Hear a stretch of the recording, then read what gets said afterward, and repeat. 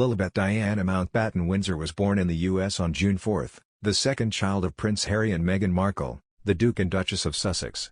The family were expected to travel to the UK for Lilibet's christening for the Queen to meet her great-granddaughter, but plans for a Church of England ceremony have reportedly now been scrapped. Meghan and Harry were widely expected to christen their daughter in Windsor Castle, just as they did with their son, Archie Harrison. However, a palace insider told The Telegraph this week, there will not be a christening in the UK. It is not happening. Another source suggested it was highly unlikely the family would be back anytime soon. The decision has raised eyebrows, as Lilibet wouldn't be considered a member of the Church of England until she came to Britain and joined a Church of England congregation.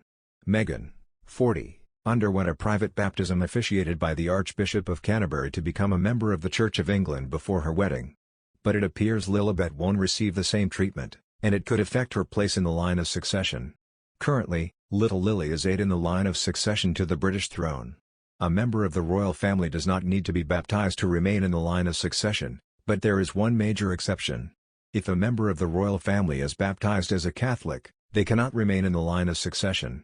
A number of the Queen's cousin the Duke of Kent's children and grandchildren have lost their place in the line of succession by following in their mother Catherine, the Duchess of Kent's footsteps and converting to Catholicism.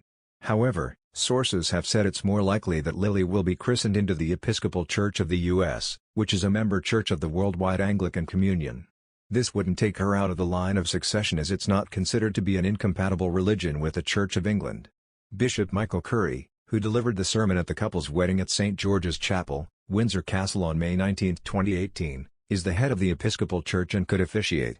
A spokeswoman for the Sussexes said the plans for the christening were still being finalized and that claims to the contrary were mere speculation.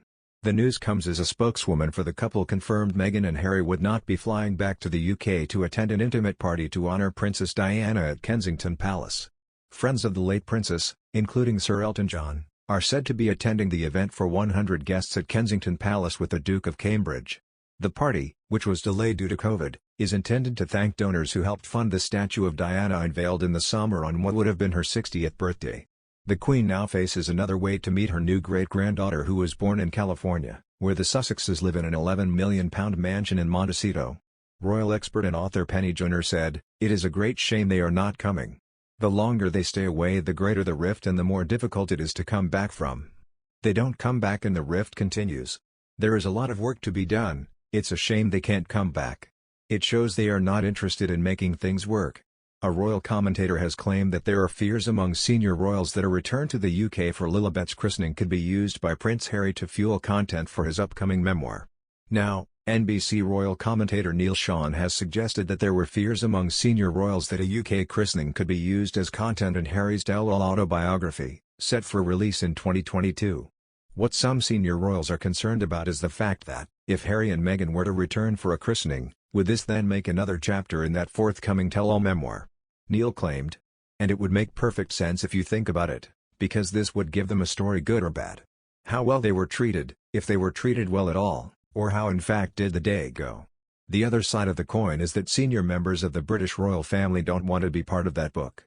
The royal commentator claimed that the Duke had been given the opportunity to curtail publishing the book, but had supposedly decided against this, despite the royal institution's alleged wariness. He continued, "So why on earth would the royal family want to leave themselves wide open to scrutiny, being featured in a book that they're unhappy about? So perhaps that's the true reason why Harry and Meghan have decided against returning. There simply would be no story." Since the prince stepped down from royal duties last year, his relationship with his brother has reportedly deteriorated. In the explosive interview with Oprah Winfrey, Harry admitted that he and his brother are now on different paths. And Neil observed that whether Harry and Meghan make the visit across the pond may well come down to whether the supposedly fractious relationship between Prince William and his brother improves. Whether Prince William changes his mind and relents, and maybe gets on with his brother a little better, that remains to be seen, he continued. But given the fact that Prince Harry and Meghan have declined an offer to attend the Diana ceremony next week, it doesn't seem that there is going to be a hand of friendship offered anytime soon.